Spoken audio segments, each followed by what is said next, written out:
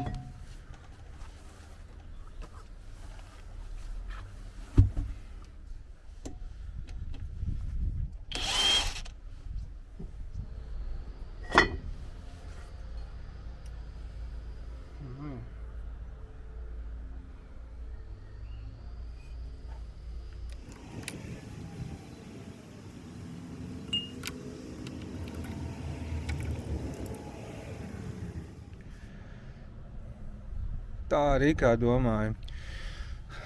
Bremžu šķidrums netek, tek eļļa no tilta.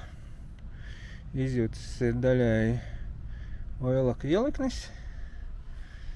Bet, lai tālāk saprast, kas pa vaini, jāvelk ārā puses, esmu jau atskrūvējis visu nost. Vilkšu ārā.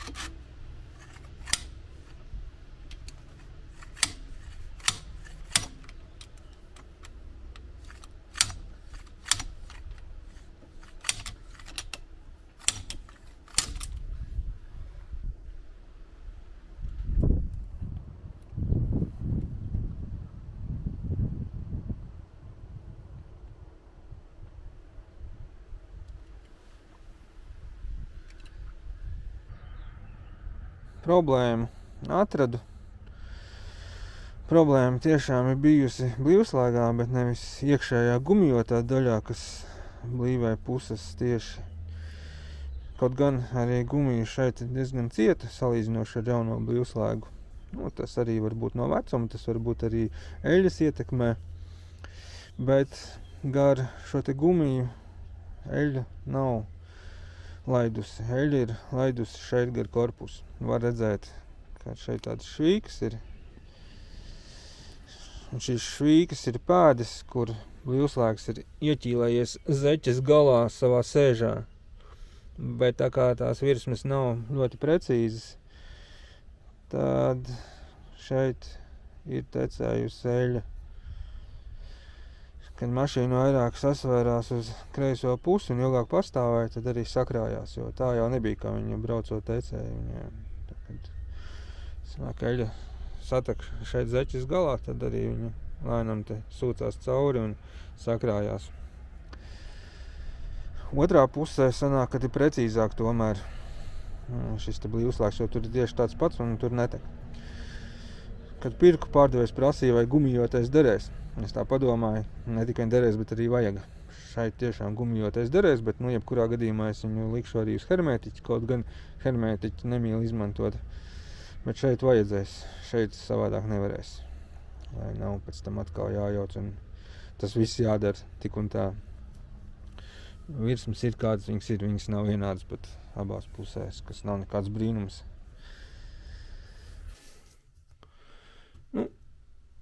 Te var labi just, ka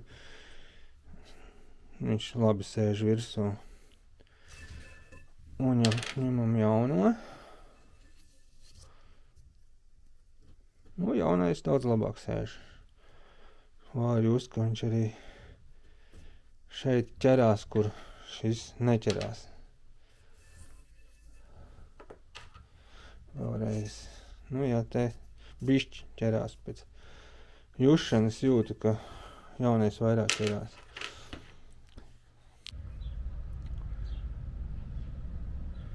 Blīvslēgs vietā.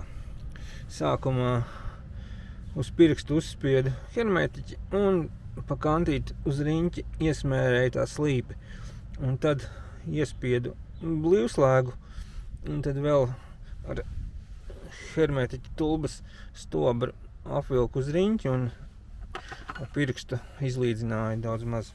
Tā kā no abām pusēm tagad būs gan tas, kas uz kantītes uzsmērējās, tas spiežot iekšā palika gan droši vien apakšā, gan arī sastūmās tur dziļāk sēžā iekšā. Tā kā blīvējums tagad būs labs un no ārpuses arī vēl, kā saka, kontrols šāvieni no ārpuses uzvilku. Tagad likšu kopā, likšu virsū saucamo šitaku un tad jau arī puses skrūvēšu klāt.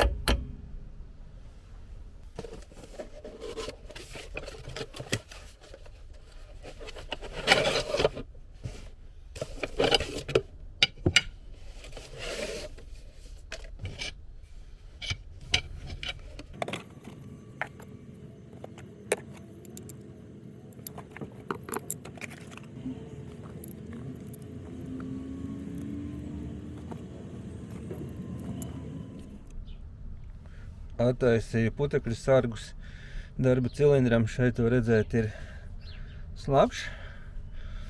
Tas ir visdrīzāk ūdens, jo ir jau pažujis. Es vakar tā ar pirkstu pavilku nost diezgan daudz bija tād jau ir pažuvis. Un kreisā pusē ir sauss, bet te ir kantītē jau rūsa. Un tie ir Brembo darba cilindri. Tādas tās mūsdienu daļas. Var jau to rūsu atstāt un pēc tam mainīt darba cilindru. Bet es labāk tomēr viņu apstrādāšu. Tāpēc nogriezu smilšu papīra lentīti tādu šauru. Un vislabāk ar drēbes pamatu. Viņš nenotrūks tik ātri kā papīra.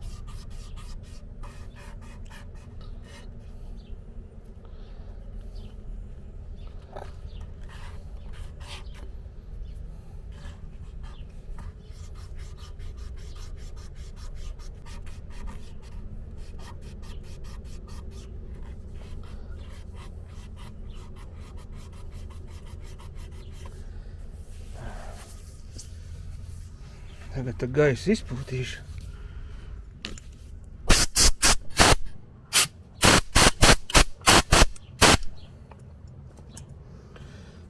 Lapi man noslādīt.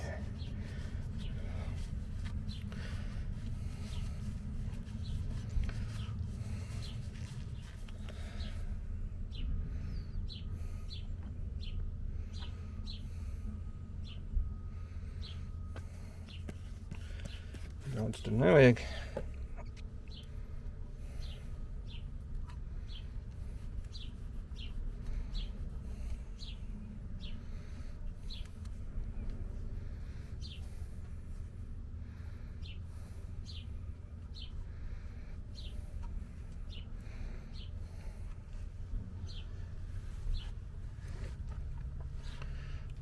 Un tad likt atpakaļ.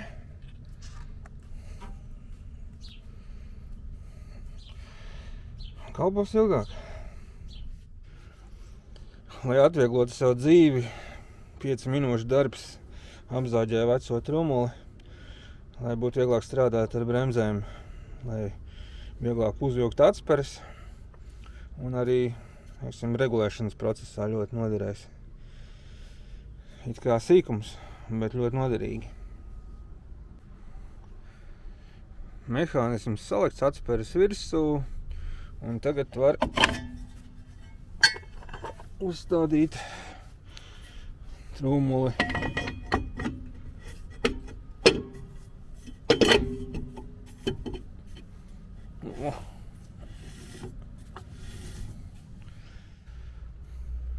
Profilakses pēc attaisīja arī labo pusi paskatīties, kas lācītim vēderā. Te viss ir kārtībā.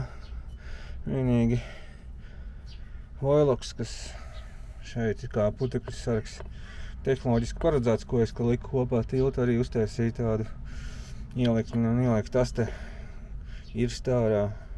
Var redzēt, kad ir no viņa te šādi te atkritumi palikuši. Bet, tā kā pārējais viss kā, ja putekļi no lokiem, kaut kāda smalka frakcija tur nāk nos, ka viņi sāk piedilt. To visu te izskalošu, izpūtīšu un varēs likt kopā. Skatos, ka te arī ir bišķi rūsi. To arī vajadzēs iztīrīt un iesmērēt, tāpat kā kreisajā pusē. Bet, tagad sākšu ar skalošanas darbiem. Šā brake cleaner bez pārspīlējuma izskalošu. Izpūtu, izmazgājumu vēlreiz visu izpūtu un saliku kopā. Tātad viss ir kārtībā.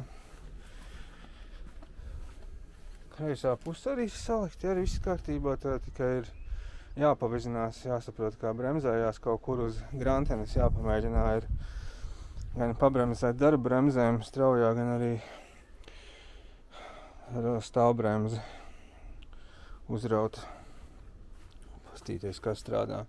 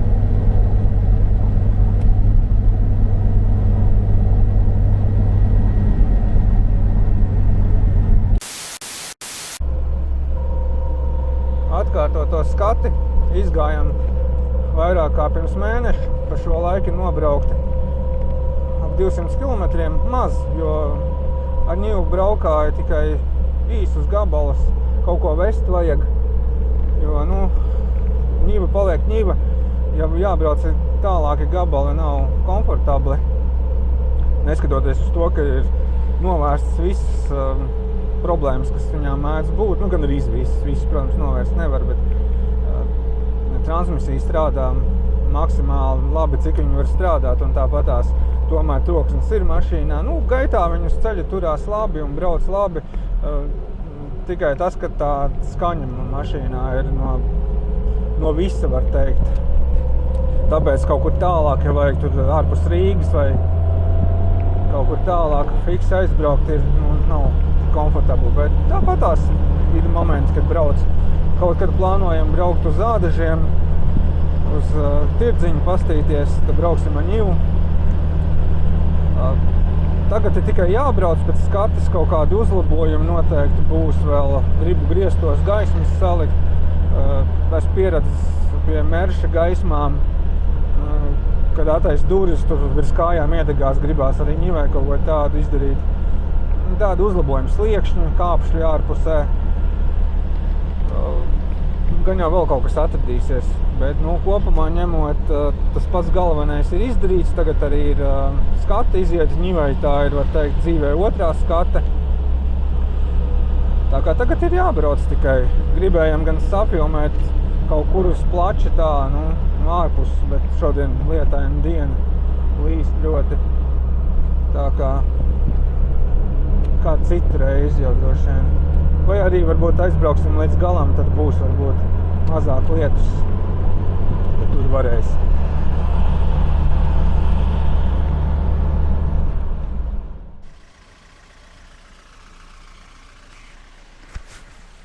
Šādi ņiva šobrīd izskatās. Atradām netālu no mājas vietiņu, kur to var smuki noparkot. Te parasti pilns ar mašīnām, bet šoreiz te nav. Ir moments ar krāsošanu, bija benzīns notekējis un noēda krāsu nost, tā kā pilnīgi acetons benzīna vietā būtu. Vajadzēs piekrāsot to visu, domāju, ka apakšējā daļa krāsa man vēl palikusi.